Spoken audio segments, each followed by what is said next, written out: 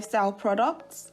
Or are you looking for a place where you can find contemporary and a wide range of unique gifts for children and adults? Laterna is your go-to place for genuine and contemporary books and lifestyle products for wholesale and retail customers. We stock business books on management, leadership, financial success, entrepreneurship, personal development, and so much more. We carry children's fiction, non-fiction, educational books, CDs, and DVDs. We also stock Christian books on various themes, such as family life and parenting, church life and growth, spirit-filled living, love, sex, and marriage, to mention but a few. Laterna carries life and style books such as baby and child care, beauty and style, conception and pregnancy, crafts, and hobbies. We also carry adult, children, and teenagers' Bibles, educational toys, framed art, gifts, greeting cards, home and office fragrances, music CDs and DVDs, stationery, teachings, and lots more. Our stores are located at 12B and 13 Okoawo Street, Victoria Island, Lagos. You can also shop online at www.laternabooks.com. Laterna, your lifestyle hub for book lovers. For inquiries, call 0803-301-4462, 0906-0002046 or 7. Chat with us via WhatsApp on 0803-301-4462. You may also reach us on social media via Twitter, Instagram, and Facebook at Laterna Books and Laterna Ventures. Good afternoon, everyone. Good afternoon. Good afternoon. You're all welcome to the Laterna Book Club, which holds every 2 weeks, twice monthly. Please sit down, relax for the next 1 hour as we listen to one of our special guests.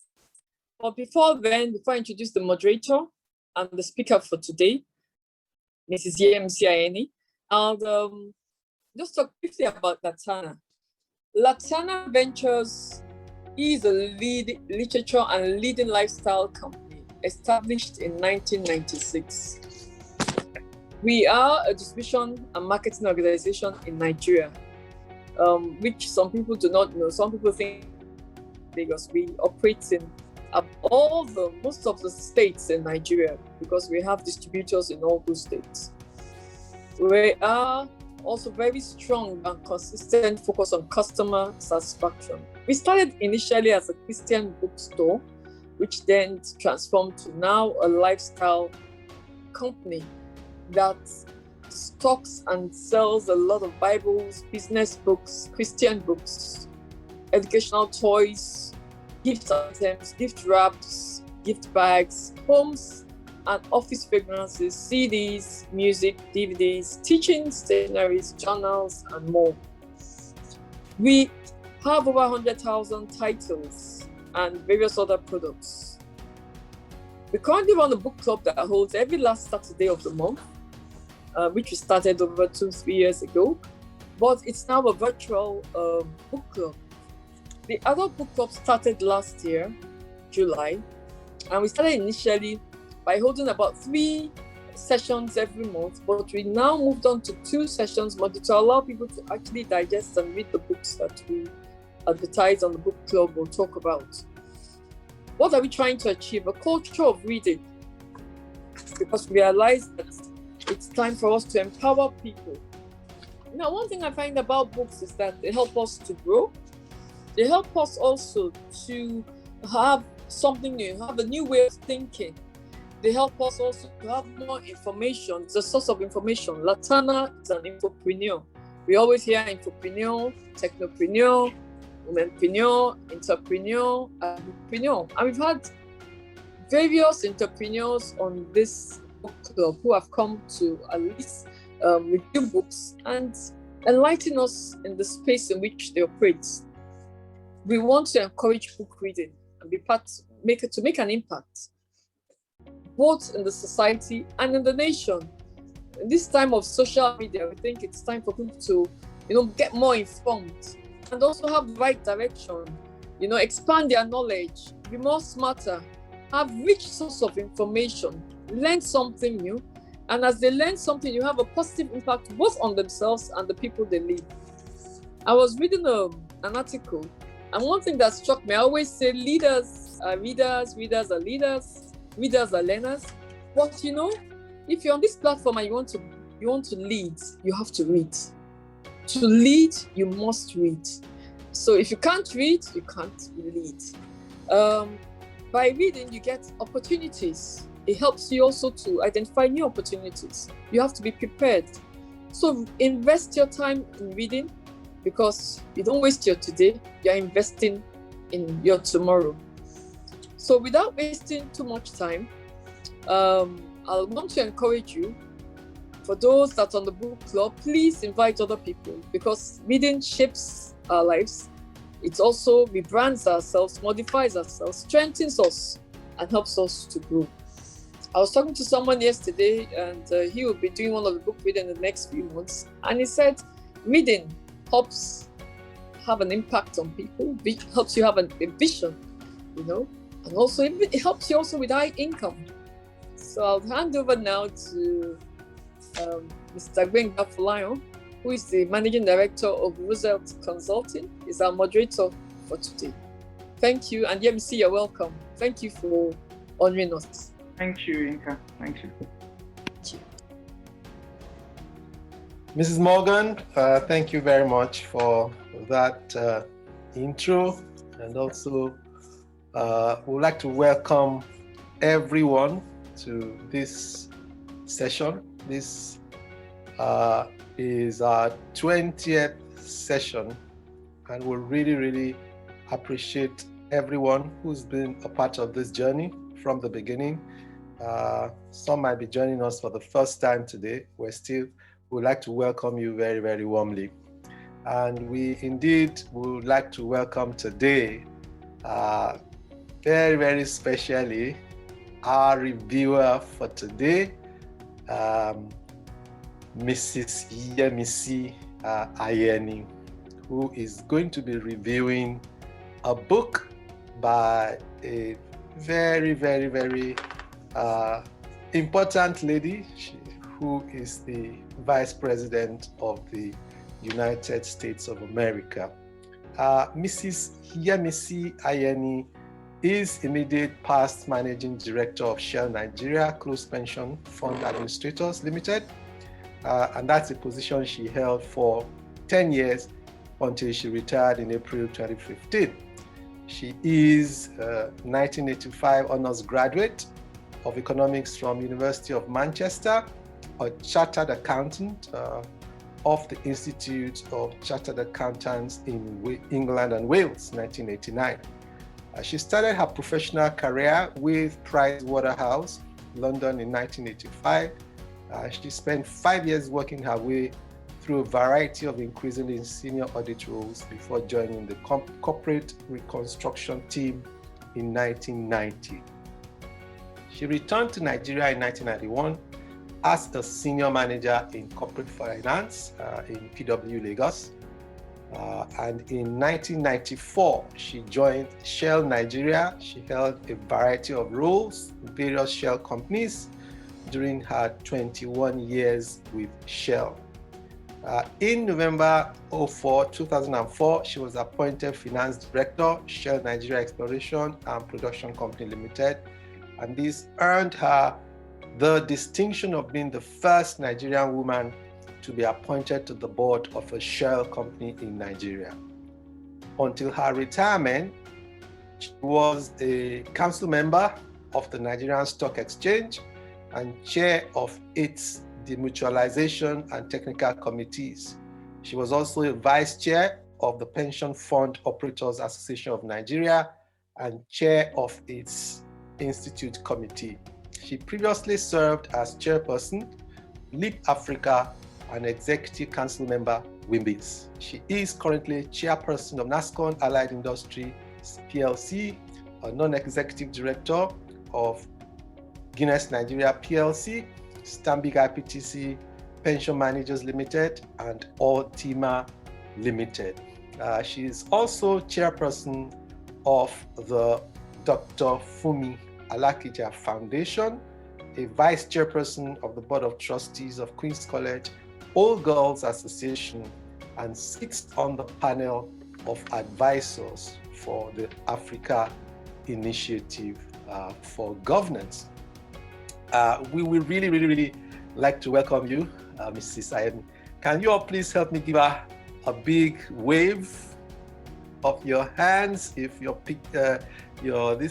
cameras are on? If not, can you just type a quick message giving her that very welcome? We're looking forward to a wonderful review today of that powerful book. Mrs. Ayeni, you've got the floor. Thank you very much. Thank you so much, Mr. Folayan. Thank you, and thanks to everybody who's joined this call. I'll start by thanking my dear friend, Yinka Morgan, my childhood friend, for asking me to review this book.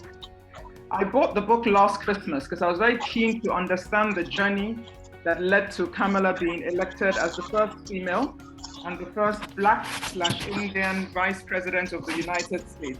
I hadn't read it though, so Yinka's request was just the push I needed to read it. One of the first things I learned from the book was that I had been mispronouncing her name. It is actually pronounced Kamala, as in comma, the punctuation mark, followed by la. But forgive me if I stick with Kamala for this session. It's easier to remember, it's what I'm used to, and I'm fairly certain she isn't on this call, so I think I can get away with it. Now to my review. My overall comment is the book is an easy read. Her writing style I found chatty but also informative. Basically, the book read to me, and she says that's what it is, as a call to action to US policymakers to address serious systemic failures.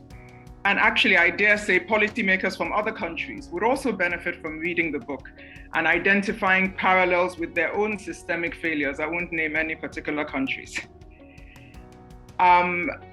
She gives a lot of detail on the failings of the US system. And some of the facts I found quite mind-boggling. For example, and I don't know if anybody else knew this, I certainly didn't, the US is one of only 13 countries in the world where the maternal mortality rate has worsened over the past 25 years. I found that mind-boggling. Actually, the book often read like a political speech, and I suspect there was a fair amount of cutting and pasting from her past speeches. She addressed the truths that the US is imprisoning more people than any other country on earth for no good reason, the truths of police brutality, and the racial bias that we're all sadly aware of that leads to the killing of unarmed Black men, to name a few. As I read the book, though, I was looking for factors in her childhood that fueled her journey. And I identified a number that I will flag as we go through the book. I also noted circles of what I call historical connections that I found interesting, and I will also flag these. Her preface sets the tone for the book. She talks about the bittersweetness of her election as senator on the night that Donald Trump won the 2016 presidential election. I particularly loved her description of sitting with her extended family watching the results of Trump's election. And she said she ate an entire family-sized bag of classic Doritos and didn't share a single chip. Who can't relate to that? Now to her childhood. So Kamala was born in California in 1964, and she spent her formative years there. Her father was born in Jamaica. He moved to the US to study economics, and he's professor emeritus in economics at Stanford. Her mother was born in India. She actually did her university in India. She graduated from the University of Delhi at the tender age of 19. She then moved to the US to study for her doctorate in nutrition and endocrinology, leading to her career as a breast cancer researcher. Her parents met as students in Berkeley while taking part in the civil rights movement. They had two daughters, Kamala, who we're reviewing her book today, and 2 years later, her younger sister, Maya. Sadly, the marriage didn't last. Kamala cites youth and incompatibility as causal factors. Their father remained a part of their lives, but it was their mother who, she says, took charge of their upbringing. And she very much credits her with being the one most responsible for shaping them, that's herself and her sister, into the women we would become. Now, her maternal grandparents were political activists in India and taught their daughter that it was service to others that gave life purpose and meaning. And she in turn taught this to her daughters, the oldest of which is Kamala. Now, as I read this fact about her maternal grandparents, I wondered if her passion for public service was in her DNA. I wondered to what extent being taken as a young child, so she describes being taken in a stroller to civil rights marches, all she could see were people's legs around her because she was so small. But I think just being at those events and having a lifetime exposed to such events clearly had an impact on her worldview and her concept of what constitutes a valuable life's work. And it's certainly to be found in her dedication to public service. Now, her focus on family is evident through the book, as is the fact that her definition of family extends to beyond her blood relatives, to her mother's close friends who were an integral part of her growing up. Her mother arrived from India very young with no family. She was welcomed into the Black community. And once she had her daughters, she understood that she was raising two Black daughters and was determined to make sure they would grow into confident, proud Black women. Now, this is the childhood factor that I picked up on. I believe this clarity of racial identity, whilst her mother didn't downplay her Indian roots, she brought up her daughters very much as Black women. And I think this provided focus that we see through her career journey. The phrase, "it takes a village to raise a child," came to mind as I read about the friends, her mother's friends that became family. Her mother's mentor, Howard, started her love for pearls. We all know she loves pearls, when he gave her a pearl necklace. Their neighbors, the Sheltons, the girls used to go to their after-school program if their mother was running late at work. She describes an incident where Mrs. Shelton reacted very calmly, where Kamala made a lemon bar, a lemon bar cake, and she put salt in the cake instead of sugar. She made a mistake. But she said Mrs. Shelton reacted so calmly, didn't make a big deal of it. And she actually describes this as one of the moments that helped her build a natural sense of confidence and a belief that she was capable of anything. Again, we see an anchor in her childhood that we see play out in her adult life. I must say, I was extremely impressed by the way their mother brought them up, as described in the book. I noted particularly the fact that they rarely earned praise for behavior or achievements that were expected of them. And I believe this provided early training in accountability and responsibility. She describes their mother as being tough, and I know there are a number of fellow tough moms on this call. But she also gives many examples of how this was always accompanied by unwavering love, loyalty, and support. I believe being brought up in this atmosphere led to the self-confidence that is evident as one reads the book, and indeed as one listens to her speak. I think every time you listen to her speak, I certainly get the impression of an extremely self-confident person. Their mother also empowered them, and she gives a telling example where they were allowed at a very young age to choose the color of the family car, and they chose yellow because it was their favorite color. University, in 1982, she went to Howard, and she gives her reason as going there because her hero, Thurgood Marshall, went there, so she was keen to go to his alma mater. Now, the ethos at Howard, where students weren't just told that they had the capacity to be great, but were also challenged to live up to that potential, clearly continued to fuel her journey that had started in childhood. Now, I think an interesting, what I call historical connection circle, was that one of the part-time jobs she did at Howard was interning for the senator whose seat she was elected to 30 years later. I found that quite interesting.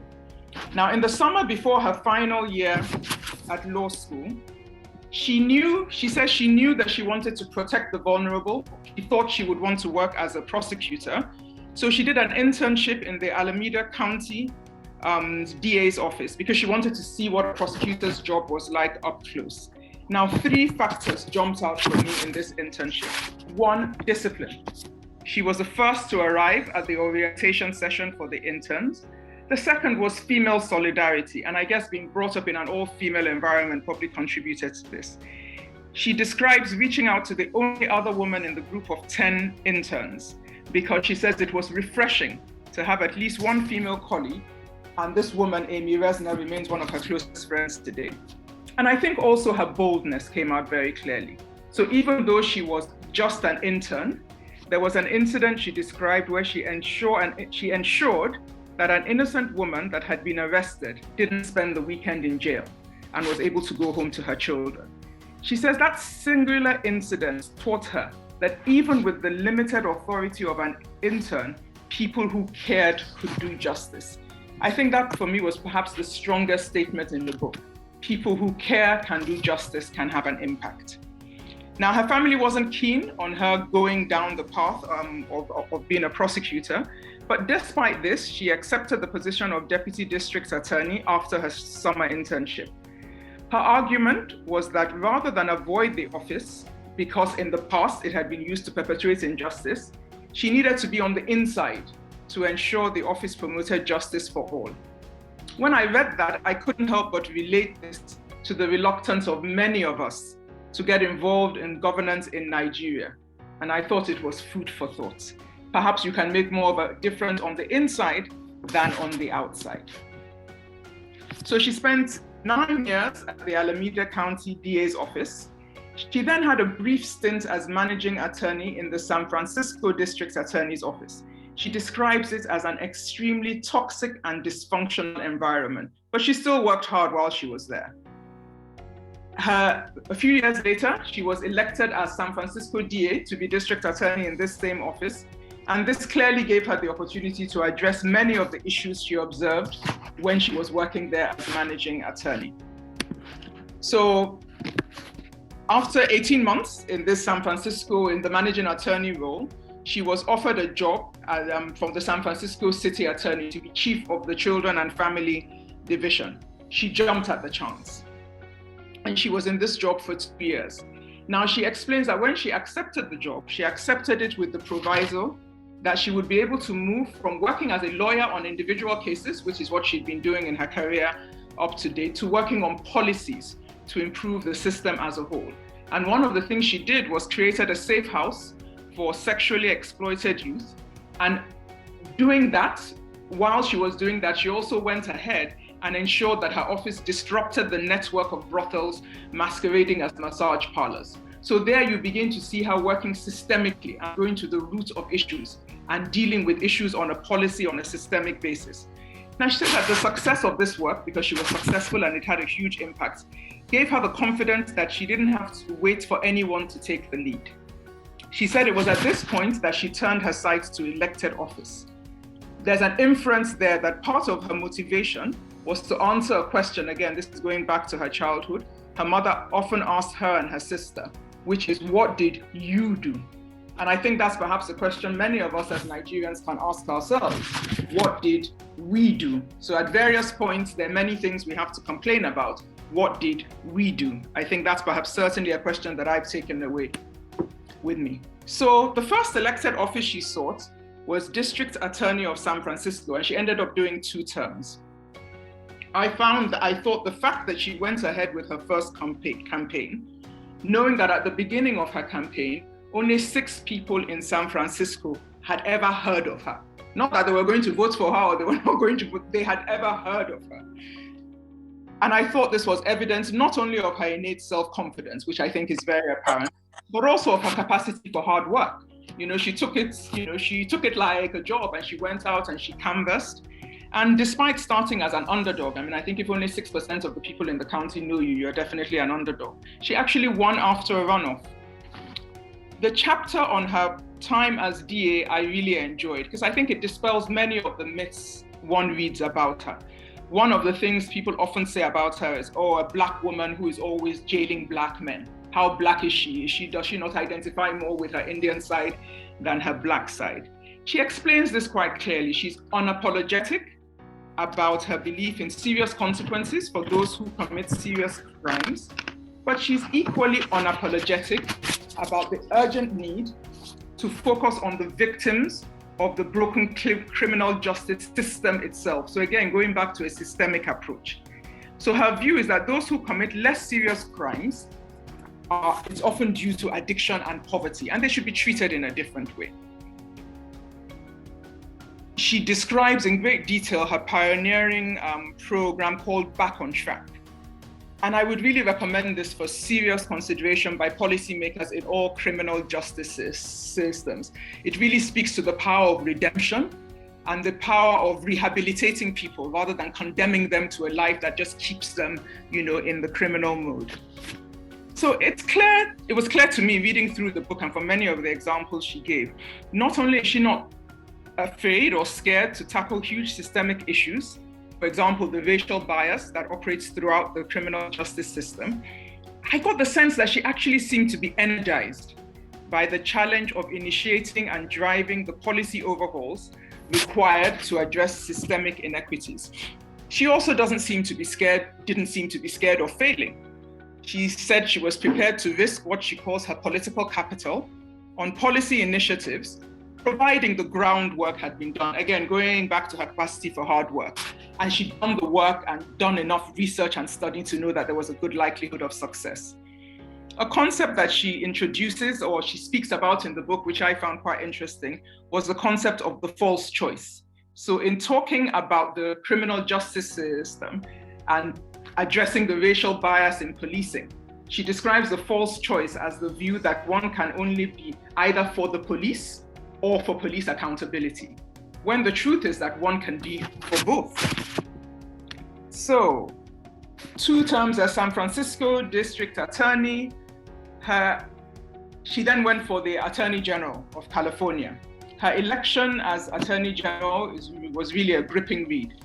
It was a closely fought race, and actually the press first called the race for her opponent on election night. There was then a 3-week period of counting, etc., and she was eventually declared the winner.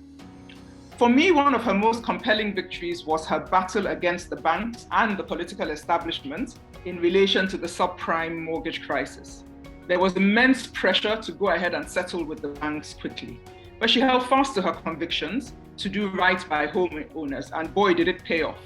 The initial $2 to $4 billion settlement that was initially mooted for California actually rose to $20 billion. Another link to her childhood. It seemed clear to me that her determination to obtain justice for the many Californians that lost their home partly stemmed from her memory of her mother's pride when she was finally able to afford the deposit to own their own home. So she understood the feeling of owning your own home, and then really through no fault of yours, because of very bad behavior from mortgage lenders, losing that home. And she was determined to make sure that as many people as possible were compensated for that. Now, this is another what I call historical connection circle. The subprime battle is when she first became friends with the late Joe Biden, President Joe Biden's son. He was her counterpart in Delaware, and he fought the battles with her. Now, when as presidential candidate, Joe Biden selected Kamala as his VP candidate, he cited his pride in the work that she and his son Beau did as informing his choice. I thought it was interesting that in 2014, she turned down the offer to become US Attorney General, which sounds like a much bigger position. And she said she wasn't motivated by titles or the perception of prestige, but by the work. And she felt there was still work for her to do in California. I will just talk briefly. Apart from her childhood, perhaps the only sort of personal discussion she has is about her husband and also her mother's illness. So her husband, and I thought this was an interesting point, and I would direct this to all parents, and this is a Nigerian parent thing, who present marriage as the prize that must be attained before a woman can be seen as successful. Kamala didn't get married until she was 49, when she was on her way to becoming a senator. Let me leave it there. I won't say any more. Whoever the cap fits, please, can you take that as food for thought, please? Back to the book. Her retelling of meeting her now husband, Doug, made me really laugh out loud. It was honest and relatable. She started with him thinking he had blown his chances because he left a long-winded voice message. They got married in August 2014 after dating for just over a year. His children from his first marriage call her Momala, and she is friends with their mother, which I thought was quite interesting. Now, her time as senator. In January 2015, she announced her Senate candidacy. And she explains that she was keen to take the issues she was driving in California to the national stage. Again, I think, we see her going after not so much the title, but the impact that being in that position will enable her to have. So this, she felt, I can be more impactful on the national stage than just in California. She was elected as senator, as we all know, and this made her the first Black woman from California and the second Black woman ever elected to the US Senate. And I think another lovely circle is that when she was sworn in as senator in January 2017, she was sworn in by the then Vice President Joe Biden. The chapter on her Senate days reads like a whistle-stop tour of all that's wrong with the US system, from housing affordability to childcare, to the need for debt-free college education. Sometimes she proffers solutions, so she speaks about Senate bills that she has initiated. Other times she simply states there's a lot of work to be done. In her maiden speech as a senator in February 2017, she focused on the Senate's role as a co-equal branch of government to draw the line and say no to the excesses of the executive at the time. For example, the immigration action of separating children from their parents at entry borders, which she described as blatant state-sponsored child abuse. As a Nigerian, living in a political system with a similar structure, I was intrigued by this, I have to admit. The thought of a Senate saying no to the executive because it genuinely believes it's the right thing to do and not merely to play to the gallery, wow, is what I thought. It was also interesting to read how on the Senate Intelligence Committee, the political divide ceased to exist when it came to critical matters of security. Her vivid description of the extent of the cybersecurity threat was sobering. Following Russia's role during the 2016 elections, she co-sponsored the Secure Elections Act to protect US from future foreign interference in elections. Unfortunately, this is yet to be brought to the floor. Her mother's death on the US healthcare system. In narrating the deeply personal experience of her beloved mother's battle with colon cancer that eventually took her life, she also explores the systemic dysfunction in America's healthcare, which the Affordable Care Act, Obamacare, which I'm sure many of us have read about, aimed to mitigate, but of course was attacked by the Republicans. She describes what is truly shocking racial and income inequities in the health system, and also the immense power that the pharmaceutical industry wields that allows it to increase prices at a ridiculous rate. She gives one example. In a 6-month period, one company increased the price of a common asthma treatment from $11 to $434. It really is shocking. She also uses the experience with her mother to propose a systemic solution, again, back to her looking at things systemically rather than on a case-by-case basis. Recognizing the role that she and her sister played for their mother in interfacing with the doctors, she moots the need for patient advocates. In the same way people facing the court system are represented by lawyers, she recognizes the fact that for many people, facing doctors and the medical system can be daunting, and it could perhaps even impact on the quality of your care. I thought, just on a personal note, the delusion she describes during her mother's last days. So for example, her mother was clearly terminally ill, but wanted to go to India to visit relatives. And Kamala went and bought a plane ticket. And anybody who has nursed a loved one through a prolonged illness can really just identify to that delusion and that holding on and just hoping that the person will get better. And I thought also very relatable was the moment in which reality hit home and she accepted that her mother, would not recover. The final chapter, I'm rounding up now, is titled What I've Learned. And she sets out the 8 key lessons she has learned along the way. She says this comes from foundational wisdom from her mother, guidance from family, friends, and trusted mentors, and the powerful examples she herself has seen and experienced that have shaped her view of what it takes to lead effectively. So the first one up there, test the hypothesis. From her scientist mother, she learned the need to first formulate your hypothesis and then test that it works based on data. She goes on to say that despite the risks, she believes that public officials must take the bold actions that will deliver solutions. She also talks about going to the scene And she cites the example of a community that was being heavily polluted by diesel trucks. So she got the report, but rather than just reading the report, she actually went there to talk to the people. And she saw the pollution herself. She could see it on her skin. And she says this validates the importance of real in-person connections rather than just sitting in an air-conditioned office just reading reports. You actually need to go to the scene and see and feel what people are going through.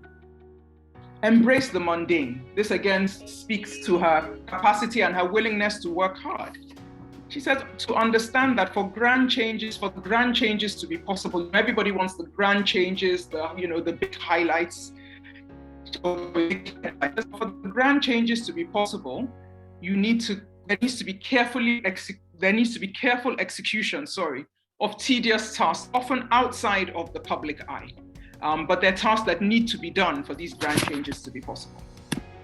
Words matter. This is a shout out to my daughter, Tofa, who's on the call. This is one of her favorite statements, words matter.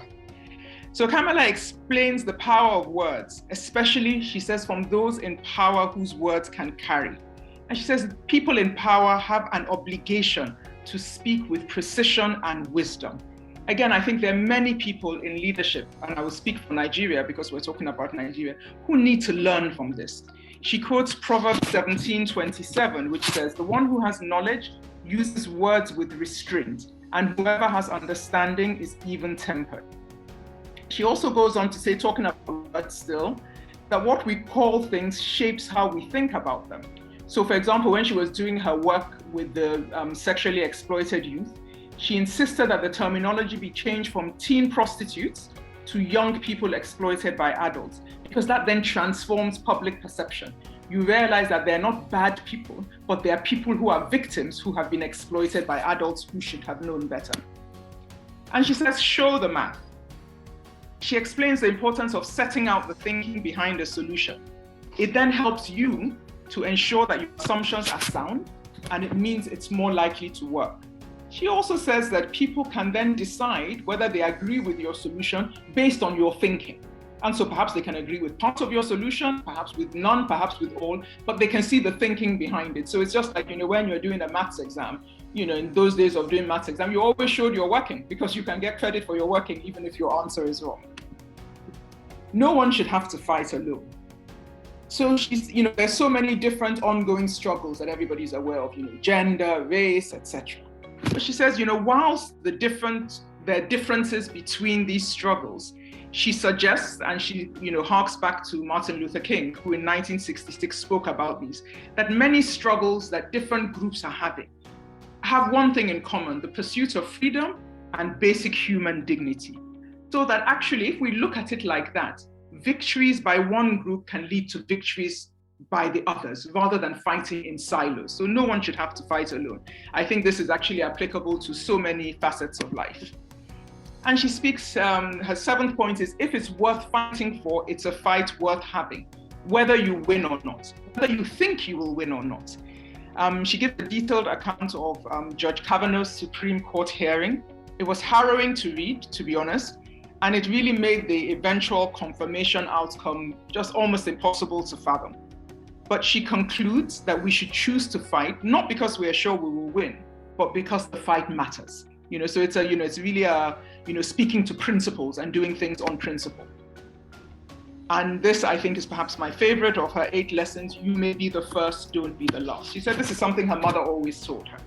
Her mother had been helped by mentors. She has been helped by mentors. And she states her determination to mentor as many people as possible.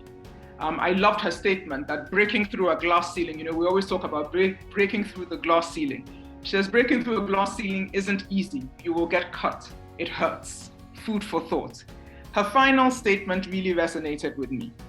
She says, years from now, when future generations ask us where we were when the stakes were so high, she doesn't want us to just tell them how we felt.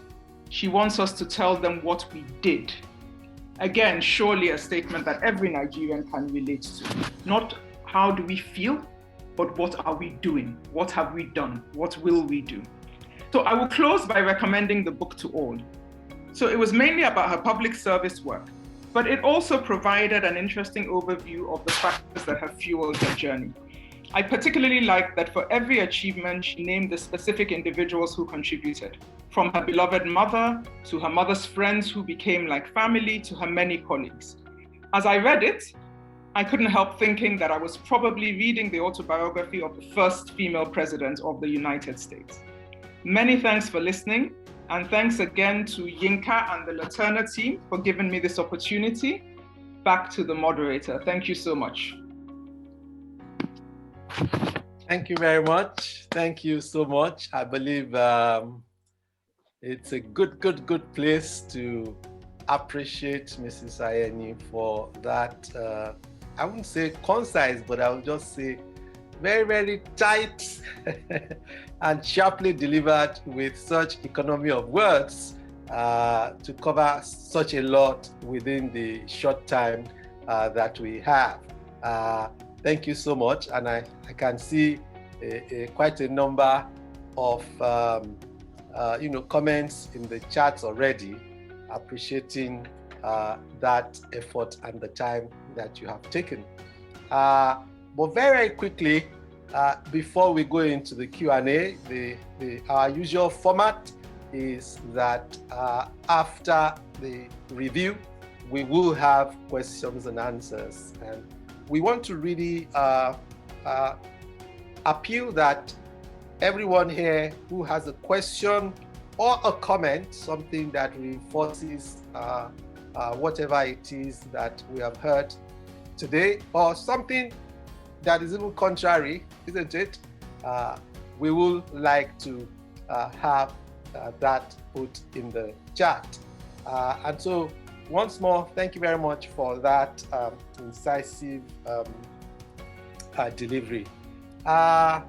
To kickstart, while we wait for questions in the chat, two quick things. I would like to ask one or two questions just as a starter, really. But at this point, I'd like to just tell everyone here that somebody here has won a copy of the book, courtesy of Mrs. Ayeni, and that person is the first participant to come in today in the person of Toyin Olaiya. Toyin Olaiya. So Toyin Olaiya, please, the Laterna team would like to meet you because you have won a copy of the book courtesy of Mrs. Ayeni. Now, Mrs. Ayeni, a lot has been said, but I would like to look at the book from two major aspects, just for the purpose of starting this discussion. That's family and public service. And a lot has been said about that. But something sticks out in your review of the book, and that's the historical connection circle. I'm intrigued. Can we learn a bit more about that? And, how can we, because part of reading is for improvement. How can we use this on a personal note or even a family note and in terms of public service for Nigeria in particular? Okay, well, it struck me, it was almost like, what you sow, you reap. I just found there were so many times she had been at a particular place doing well. And years later, that came full circle and she saw the benefit of it. So for the sake of argument, if she had interned in this senator's office and she had been a terrible intern who did awful things, blah, blah, blah, perhaps 30 years later, that would have popped up. But actually what popped up was just a nice historical fact that she had interviewed, she had interned in this office. So it just struck me that, life is so connected. And so anything we're doing at any point in time, we need to do well to glorify God, ethically, honestly, because, you just don't know, So she worked with Joe Biden. Who would have thought, so perhaps she wouldn't be vice president today. If not for the time, Joe Biden, I imagine, this is my imagination, I don't know any of these people. I imagine that, he would have been going back and obviously saying to his parents, I'm working with this amazing woman. She's honest, she's passionate, she's dedicated, she wants to do this.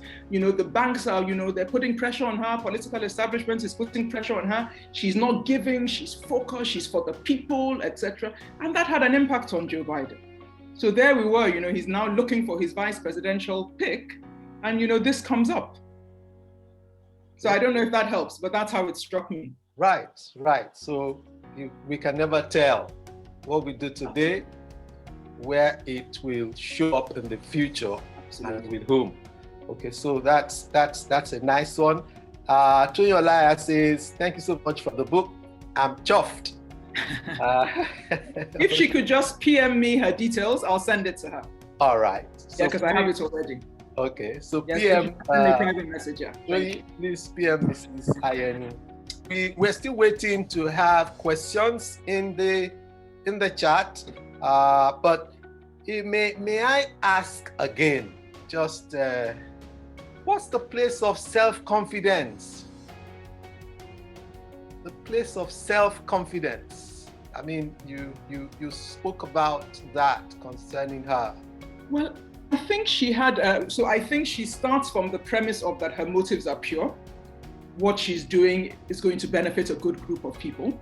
And I think she has, I think where self-confidence comes in, there were quite a few examples she gave, and obviously, I had 20 minutes, so one is limited. There were quite a few examples she gave of where it wasn't necessarily the popular track, it wasn't what people thought she should be doing. Even her initial job wasn't what her beloved family and her mentors, etc., even thought she should be doing. But she had the self-confidence to know that my motives are pure, my goals are pure, so I'm going to go ahead and do it anyway. And that, I think, is perhaps something that it's difficult to develop in adulthood.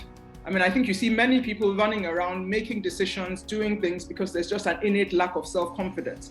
But I think it's something that when planted in childhood really does propel people. And I'm not talking about arrogance. I'm talking about self-confidence. I think there's a world of difference between the two. I think self-confidence is knowing that, so for us as Christians, it's knowing that I'm being led and this is what I'm going to do. People might not think it's the wisest thing or the smartest thing or the timing is right, but because I'm being led, this is what I'm going to do. She mentions her faith. She is a Christian. I don't know if she's a Christian or born again Christian, but she mentions, for example, that for her, faith is a verb.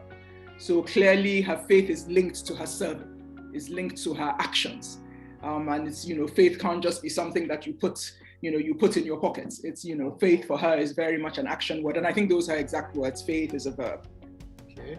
Faith is an action word. Yeah, it's a verb. The doing word. A quick one again. You spoke about some childhood markers for future success. Yes. I recall, the place of her going around with her parents with the civil rights, the family values, and then the emphasis on public service.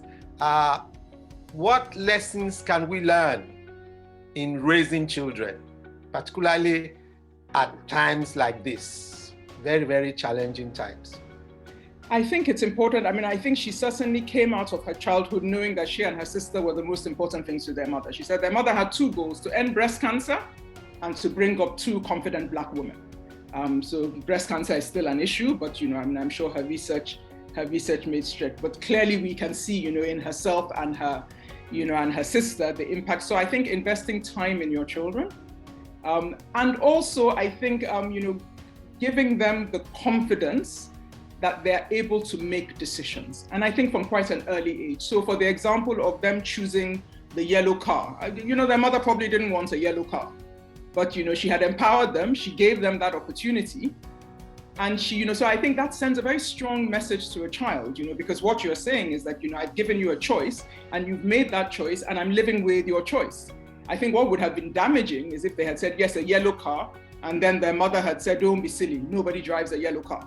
You have to pick from one of the, you have to pick from one of the conventional cars. It has to be black or red or brown or whatever. So I think it's just important that we invest time. And I think, again, from a Christian perspective, as parents, we must really see that, a phrase that I can't remember where I got it from, says, God doesn't have grandchildren. So we're God's children are God's children. Our children, God isn't their grandfather. God is their father.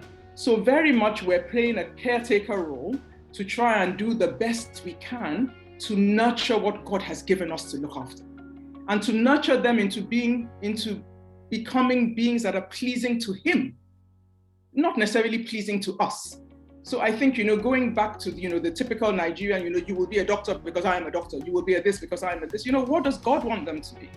If you genuinely think God wants them to be a doctor, then yes, you can put that stake in the ground, but not because you're a doctor or because your mother's a doctor. You know what I mean? So I think it's, we need to very much see our children, I think, as human beings, not as extensions of us, human beings in their own rights, and do the best we can to support them, advise them, and pray. Pray that it turns out well. But we made our mistakes, they will make their mistakes. It's impossible to keep them from making mistakes. And she speaks, for example, about, the first time she did her law school exam, she didn't get through. And she said she knows she didn't work hard enough.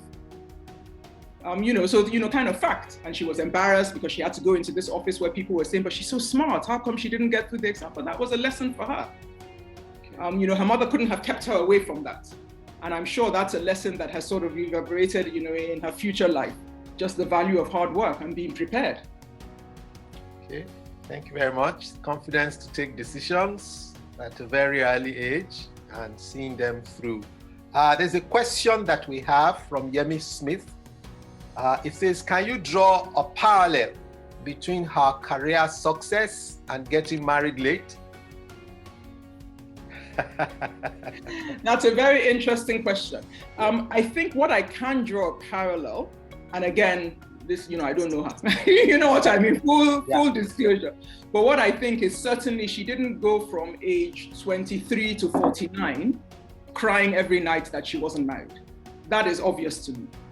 So I think whether she got married at 23, got married at 49, marriage wasn't her primary goal. Now, don't get me wrong, I'm not saying marriage isn't important, but it clearly wasn't her primary goal. So I think if she had been fixated in those 26 years from kind of, if you say normal marriage ages, I don't know, 23, 25 or whatever, if she had been fixated on marry and nothing else, I'm not sure she would have achieved quite as much as she did, because your frame of mind, the lightness with which you approach things, whether you are joyful, whether you are able to see out of your own circumstances. I mean, clearly she was able to see all the ills of society. But there are actually people in her situation that all they would be able to see is the fact that they weren't married. So Black men are being killed, this is happening, that children have been trafficked, that doesn't matter, all I'm looking for is my husband. Yeah, so I don't think her getting married late necessarily, because I mean she's married to somebody who's clearly very supportive. He's the first, the second gentleman of the United States. He's left his job. He was a successful lawyer. He's left his job to support her, in her vice presidential role. So clearly she's married to somebody who's very self-confident himself and very willing to support her. So say if she had married him or somebody like him much earlier on, I think her trajectory would have been the same. But I think her mindset in the years she wasn't married is critical to her success. Okay. So there are other life purposes aside from marriage. Absolutely. And life should not be kept on hold just because we're waiting to have a marriage partner. All right, absolutely. Interesting. Tony Shodimu says, insightful. And Onesan Okumpolo says, thanks for a very illuminating and enticing review. Does she expand on the sacrifices made in her pursuit of public service, the hurt that comes with breaking through glass ceilings, and how she weathered through? No, she doesn't. It's actually quite an upbeat book. She doesn't dwell too much on her failures. I'm sure she alludes to them. So she talks about not getting through the law school exams the first time. She talks about obviously the pain, of losing her mother. But she doesn't know. She doesn't go into great details. She talks about, I guess, battles that she fought politically and that she didn't win. So, for example, the Safety of Elections Act, I can't remember which she was very keen. She co-sponsored, etc., which hasn't even come to the floor for debate. So she speaks about her disappointments. But not in any great detail. No. Okay. Aido says she went into the system in order to correct the errors she noted. Can you frankly state how easy this is in Nigeria? And what would be your advice to some that do not believe they can go through the battle? Well, I think, what I would say is that if you don't think you can go through the battle, then you shouldn't do it. But I think there are people who perhaps can go through the battle and are sitting on the outside. And I guess for me, the call from her is the call to them. Because, unless we're sitting here saying Nigeria will always be like this, Nigeria isn't always going to be like this. I believe that with every fiber of my being, that in my lifetime, I will see a transformed Nigeria. Now, we know that transformation is not going to happen. It's unlikely to happen, I should say, with the current players. So therefore, by definition, for us to get that transformation, there need to be new players injected in. And I think, life is always about a force of gravity. If you are one person, with sort of 99 hoodlums, so you come out, but you come out standing by yourself. You say you come out of a wedding reception. In the days we used to have wedding reception, and you're surrounded by the area, but it's frightening. If you come out in a group of 3 or 4, you're kind of marching away to your car and thinking they can't do anything to you. So I think, there's strength in numbers. And that's what and I guess the question really we have to ask ourselves is that, well, so, if not you, who? If not now, when? And if nobody does anything, are we happy to go to our graves with Nigeria the way it is now? Knowing that we could be so much more and doing so much better. And I'm one of those like Idowu who's staying on the outside, so I'm not. This isn't a call. This isn't speaking about myself. Yeah. But I know there are people, and there are, and there are people who are working on the inside and doing great work. I'll speak of my young friend Jumoke Oduwole, who's doing the Presidential Council for Enabling Business. I think that's the former. She's doing a great job. And she's taking it, one piece at a time, and she's working hard and she's working all hours and she's making a difference. We can see difference in CAC, we can see difference in visas on arrival. So it might not seem huge, but that's one person with her team. Yeah. If there were many more Jumokes in different ministries, in different agencies, I think we'll begin to see a difference. Okay, so maybe back to that comment of hers, which you quoted in terms of legacy, that the question would be not just how we felt, but what exactly did we do? And I guess contributions can be from various sectors. There are those whose calling would be to go into business. There are those who will go into public service, but that whenever we find ourselves, we need to be able to say, oh, this is the legacy. This is how much impact I did have there.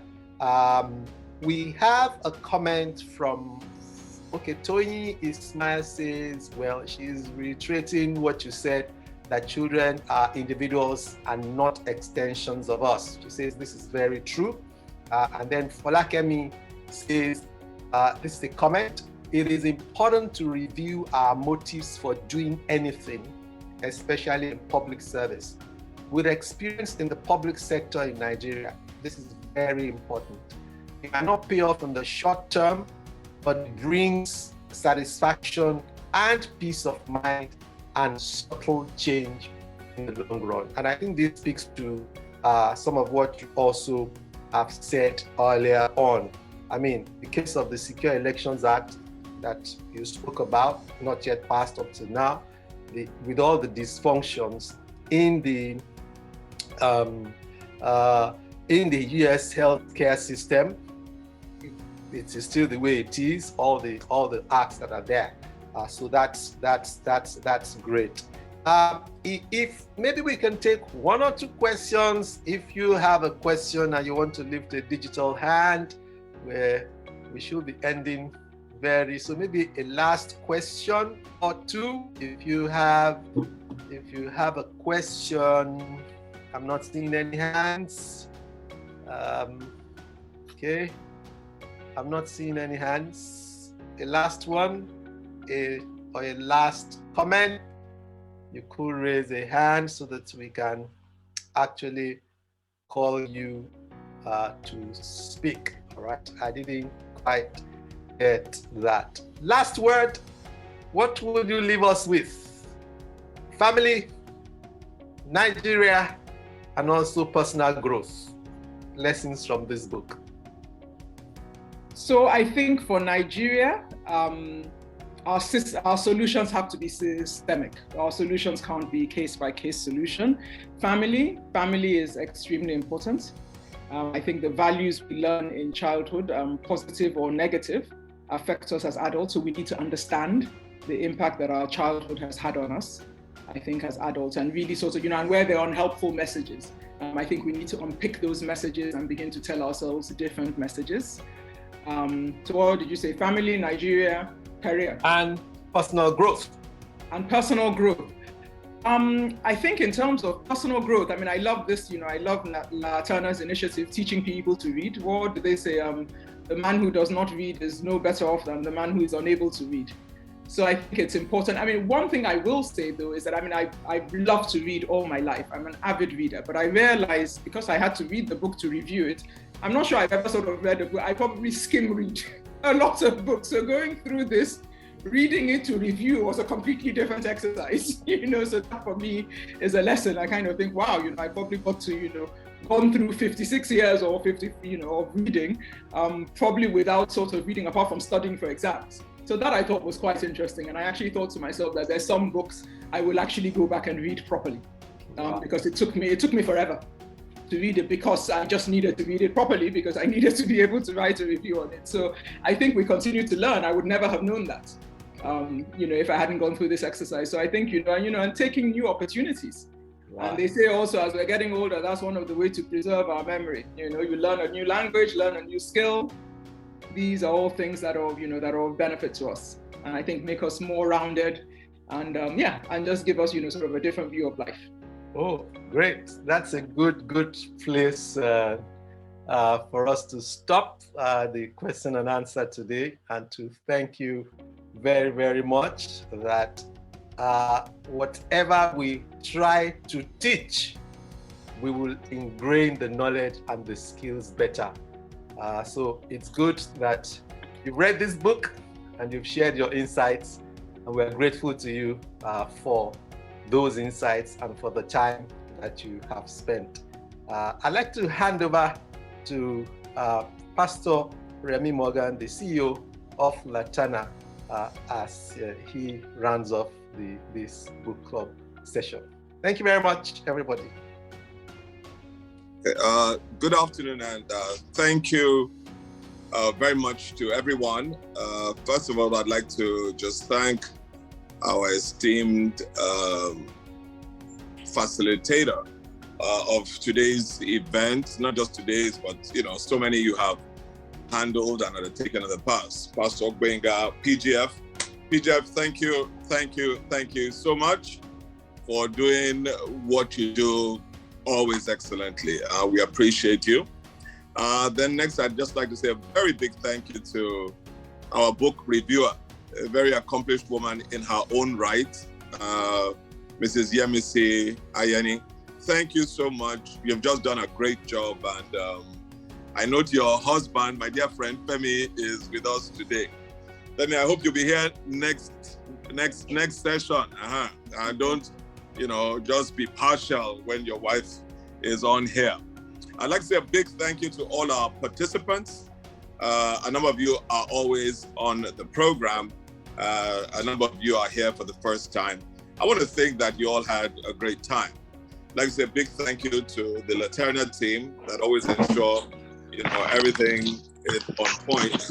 And not only do they do so much work prior to the event, but ensuring that the snippets and the review, the videos go out after.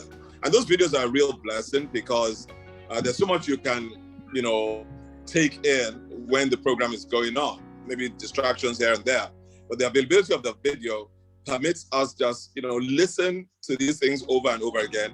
And that, I know, has been a great benefit for me, because we're able to glean more and more, internalize what it is that has been shared.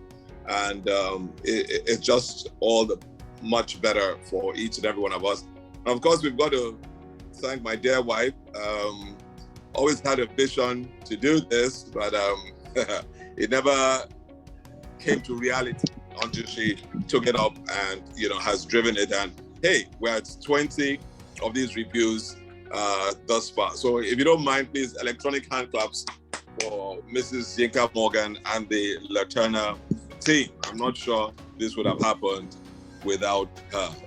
I mean, this has been a great review. I'm always blessed by biographies, autobiographies, and not just in the secular, but even from the Word of God. I mean, I've been doing a series for a while. I do a daily post, and I've been going through the Hebrews, Hall of Faith, Hebrews chapter 11. And it's really interesting, the lessons that you can glean from the lives of biblical characters, and then also so much from individuals that are around us.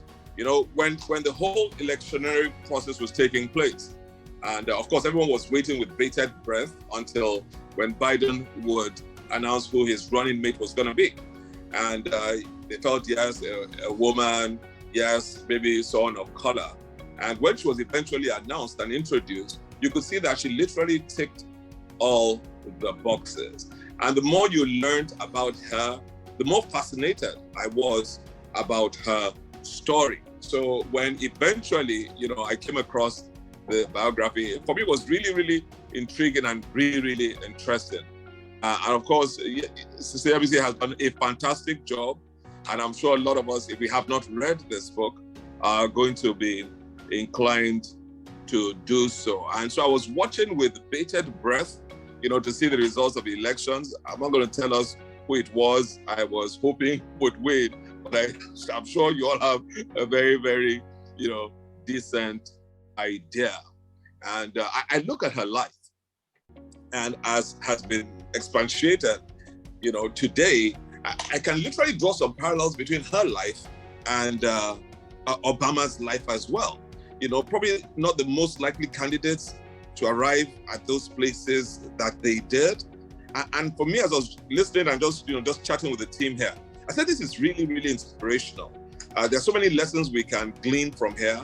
Yes, for some of us that are already on the sixth floor, it's good. We can still apply some of these things to life. But I dare say that this will be a very useful read and a subject of study for those who are much younger. So you want people that you want to aspire to certain things. These are just, very, very practical. Obama's story is a very, very practical and very realistic thing. It just occurred. And we have seen some things in our own environment as well. And it's just great learning and really, really encouraging. I think, that's what this book delivers. We've said so much about, the extent of preparation that occurred that has made her a worthy candidate and has permitted her step into, where it is that she is. So Yemisi made mention of the fact that she is a Christian. And I'm just reminded of that scripture, 2 Chronicles chapter 16, verse 9. The Bible says, the eyes of the Lord roam to and fro the whole earth, looking for those whose hearts are perfect towards him, so he can show himself strong on their behalf. Her service, her record of service has communicated certain things. It wasn't about the position, it wasn't about the glamour, it was just her heart. And she did a number of things, just flowing from her heart. So, I don't know, this is where she is now. And I'm looking forward for her being permitted to really, walk in the fullness of what it is that is within her and walking in the fullness of her purpose and her destiny. So it's really exciting that this, her tenure has just commenced. And I'm trusting that we'll see greater things, in the weeks, the months, and the years that are ahead. We see some people arrive at elected positions, and you have a lot of expectations, a lot of aspirations, but at times the system just serves to frustrate and lock them in. I don't think that's what we're going to see with her. So I'm looking forward to the next few years of her, working along President Joe Biden and seeing how that unravels. Yeah, so once again, thank you everyone for being a part of this. Auntie Yemisi, I'm not sure that you have read some of the posts that have been sent out there. Someone said, Mrs. Yemisi Ayeni for president. I know people have, have agreed with that. So I don't know if that's a consideration. And my dear friend Femi, I'm sure you don't mind being the first husband to the first female president. Well, I mean, I just thought I'd throw that in. I'm not sure you had seen that, okay? All right. So very quickly, we want to make mention of what the next book reading is going to be. And the book we're going to be looking at is food entrepreneurs in Africa, scaling resilient agricultural business. And the author of the book and the reviewer is Mrs. Ndidi Okonkwo Inwedi. I've had the privilege to meet her so many years ago in Chicago, and I've just followed her trajectory.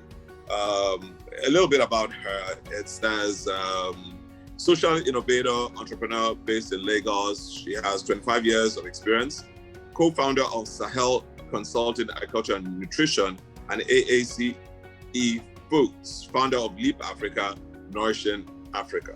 Educated at the Wharton School and Harvard Business School, started her career as a management consultant with McKinsey & Company. She was a senior fellow at the Mosava Ramani Center for Business and Government at the Harvard Kennedy School and Aspen Institute New Voice Fellow. Recognized as a young global leader, Schwab social innovator by the World Economic Forum, serves on the board of Rockefeller Foundation, Global Alliance for Improved Nutrition, Alliance for Green Revolution for Africa, Nigerian Breweries PLC, so many consumer products in India, and Africa Philanthropy.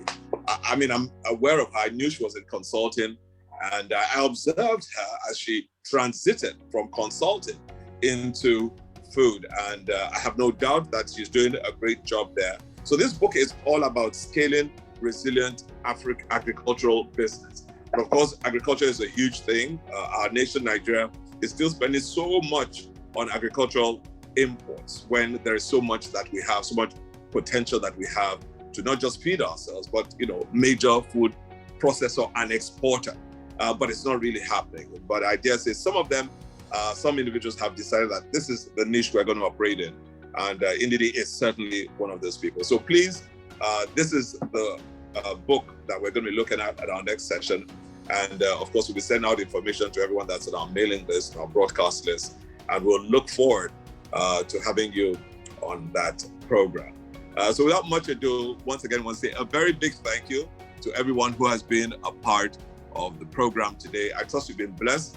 And I assure you that in the next day or so, we'll have the recording available. And just take your time to listen. I mean, that's what I've done. And I've always been blessed, just listening and listen and listen again, because that permits one to internalize the learnings that we have received. Let's pick up copies of the book as well. And her story is very, very inspirational. And of course, our review has done a great job. Once again, thank you, Sister Yamese. And hey, please take it seriously. I'm sure when someone must have mentioned to Camilla that, hey, you could be vice president or even president or, attorney general of California. She would say, I don't know about that. So some food for thought, yeah? Okay, so once again, thank you very much. We're just going to have a review, some posts by the team at Laterna, recommended books that are related to this. Once again, thank you so much. God bless you all.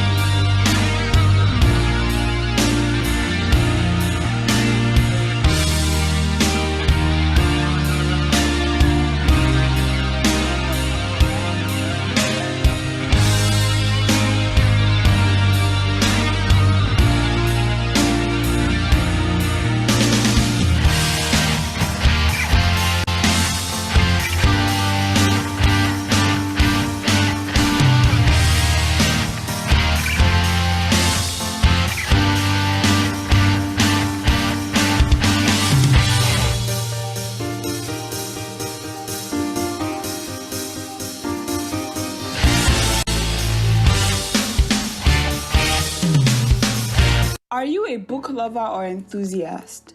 Do you need genuine and unique lifestyle products? Or are you looking for a place where you can find contemporary and a wide range of unique gifts for children and adults? Laterna is your go-to place for genuine and contemporary books and lifestyle products for wholesale and retail customers. We stock business books on management, leadership, financial success, entrepreneurship, personal development, and so much more. We carry children's fiction, non-fiction, educational books, CDs, and DVDs. We also stock Christian books on various themes such as family life and parenting, church life and growth, spirit-filled living, love, sex, and marriage, to mention but a few. Laterna carries life and style books such as baby and child care, beauty and style, conception and pregnancy, crafts, and hobbies. We also carry adult, children, and teenagers' Bibles, educational toys, framed art, gifts, greeting cards, home and office fragrances, music CDs and DVDs, stationery, teachings, and lots more. Our stores are located at 12B and 13 Okoawo Street, Victoria Island, Lagos. You can also shop online at www.laternabooks.com. Laterna, your lifestyle hub for book lovers. For inquiries, call 0803 301 4462, 0906 000 2046 or 7. Chat with us via WhatsApp on 0803 301 4462. You may also reach us on social media via Twitter, Instagram, and Facebook at Laterna Books and Laterna Ventures. Do you need genuine and unique lifestyle products? Or are you looking for a place where you can find contemporary and a wide range of unique gifts for children and adults? Laterna is your go-to place for genuine and contemporary books and lifestyle products for wholesale and retail customers. We stock business books on management, leadership, financial success, entrepreneurship, personal development, and so much more. We carry children's fiction, non-fiction, educational books, CDs, and DVDs. We also stock Christian books on various themes such as family life and parenting, church life and growth, spirit-filled living, love, sex, and marriage, to mention but a few. Laterna carries life and style books such as baby and child care, beauty and style, conception and pregnancy, crafts, and hobbies. We also carry adult, children, and teenagers' Bibles, educational toys, framed art, gifts, greeting cards, home and office fragrances, music CDs and DVDs, stationery, teachings, and lots more. Our stores are located at 12B and 13 Okoawo Street, Victoria Island, Lagos. You can also shop online at www.laternabooks.com.